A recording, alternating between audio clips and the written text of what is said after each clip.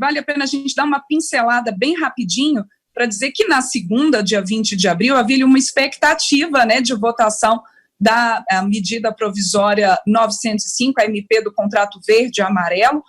A Câmara chegou a votar essa medida provisória na semana passada, numa sessão que foi até a madrugada, porque teve obstrução dos partidos de oposição. Havia uma expectativa se o Senado votaria ou não a MP no seu último dia de vigência, que foi dia 20 de abril, portanto, segunda-feira, mas, como eu disse, é uma medida com muita polêmica, e não houve acordo para essa votação pelo Senado no último dia, e agora aí a gente tem uma expectativa como é que vai ser resolvida essa questão do contrato de trabalho verde e amarelo, se essas medidas vão ser incluídas em outra proposta ou não, né, com a possibilidade até de uma nova medida provisória, como é que isso vai ficar. Mas, de toda forma, então, perdeu a validade a medida provisória 905 do contrato verde e amarelo, que alguns diziam que seria quase como uma mini-reforma trabalhista, dada a quantidade de itens que ela modificava na legislação.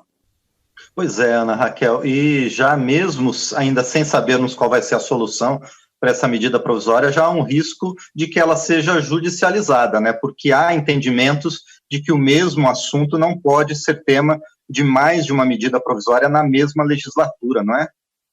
Isso, existe esse entendimento que, na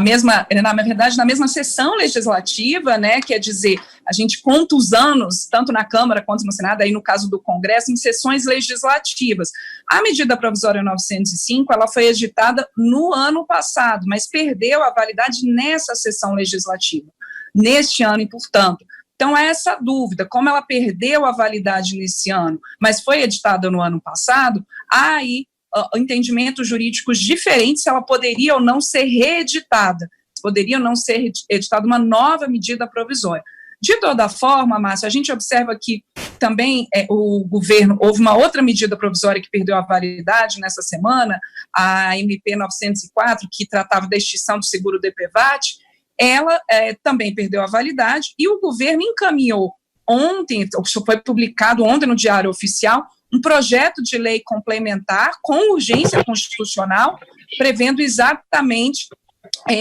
o uso de recursos do seguro DPVAT, aquele seguro que a gente paga ali no licenciamento, quando faz o licenciamento do carro, quando paga o IPVA, e que esse seguro DPVAT, o dinheiro ali que eles têm, que as seguradoras, esse pool de seguradoras têm, que possa ser usado, então, transferido totalmente desse fundo para o SUS, para o combate, então, à Covid-19. Como eu disse, nesse caso, o governo, essa medida provisória anterior do seguro DPVAT tinha sido suspenso pelo Supremo Tribunal Federal, por entendimento do Supremo que esse assunto deveria ser tratado por projeto de lei complementar e não por medida provisória, e o governo já encaminhou esse projeto. Então, pode haver também um entendimento aí do governo de um projeto de lei com essas medidas relacionadas ao contrato verde e amarelo, e com urgência constitucional encaminhada ao Congresso. A gente vai ver como é que isso vai se dar, então, nos próximos dias, nas próximas semanas. Outra coisa que pode repercutir também na Câmara é que matéria aprovada tanto pelos deputados quanto pelos senadores, que foi a questão da dispensa do atestado de saúde por até uma semana de afastamento, foi vetada,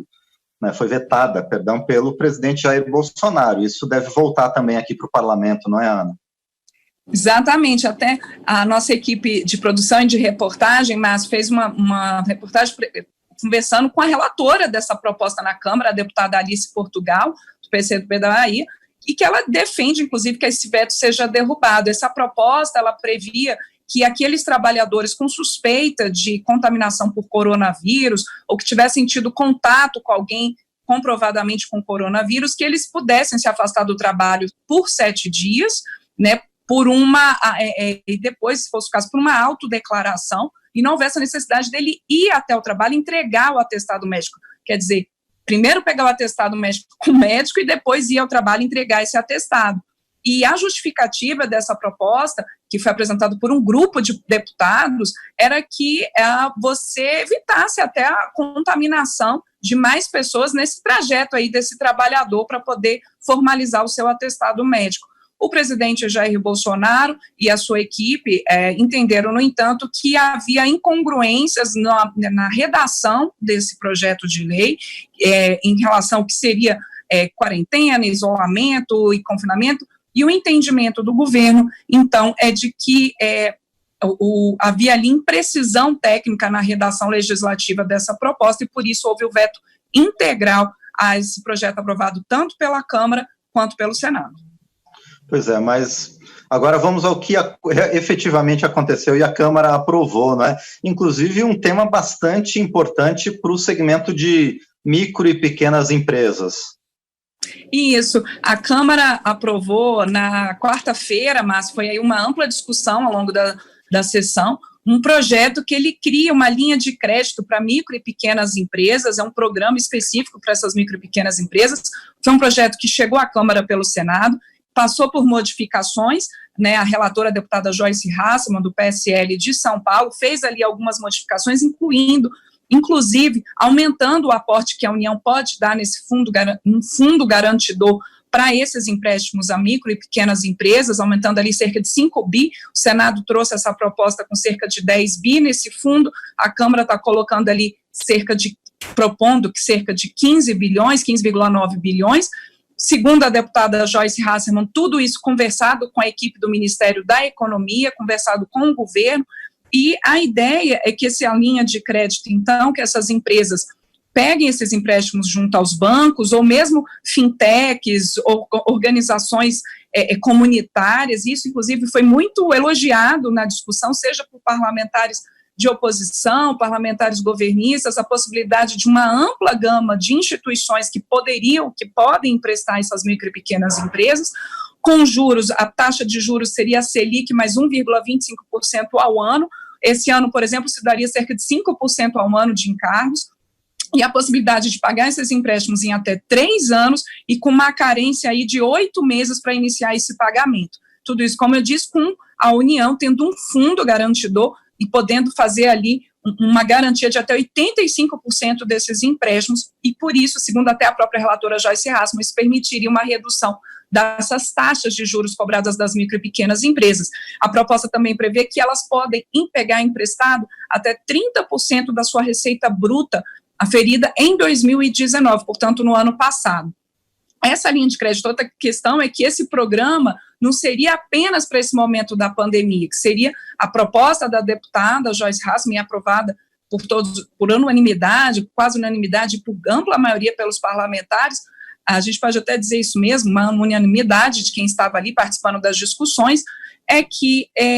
seja um programa permanente de suporte às micro e pequenas empresas. Como eu disse, essa proposta, ela originalmente veio do Senado, houve modificações na Câmara, e com isso, então, o Senado vai fazer uma nova votação dessa proposta,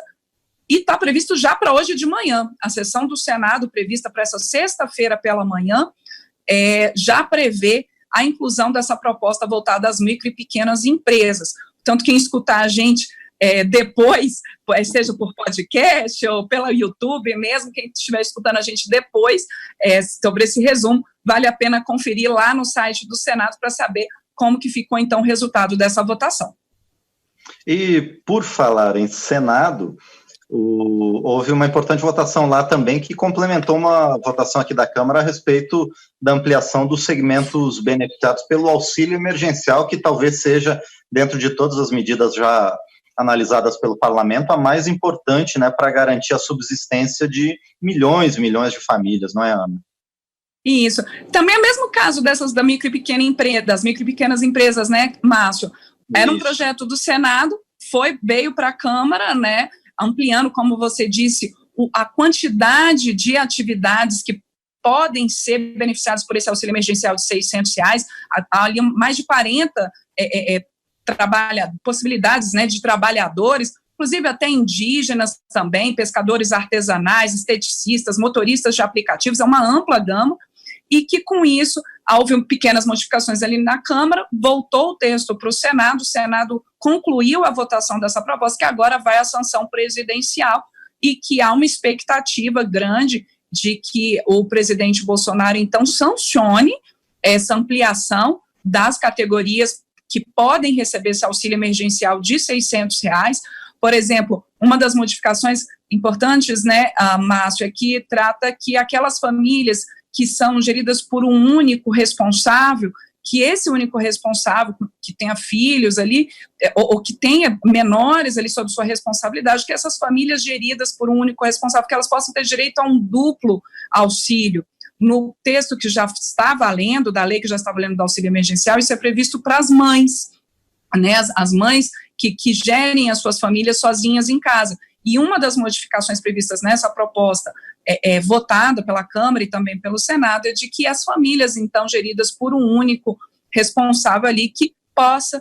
esse único responsável possa, então, ter direito a uma dupla cota, né, desse auxílio emergencial. E ali vamos ver agora como é que vai ser essa sanção. E haja também propostas aprovadas pela Câmara ontem, né, Márcio? Sim,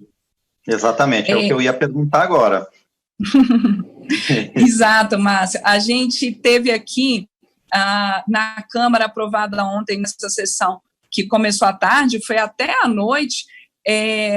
primeiro, um projeto que permite o remanejamento de saldos de fundos de assistência social dos estados, do Distrito Federal e dos municípios, que são esses saldos que pertencem ali ao Sistema Único de Assistência Social, e que permite, por exemplo, para quem esteja acompanhando a gente aqui nesse resumo, as políticas que os estados e os municípios estão fazendo de assistência nesse momento da Covid-19, da emergência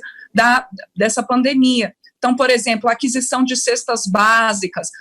o auxílio à população de rua, tudo isso está previsto ali, e é algo, o que foi aprovado ontem, que ainda tem que ir para o Senado, né, ser votado pelo Senado, mas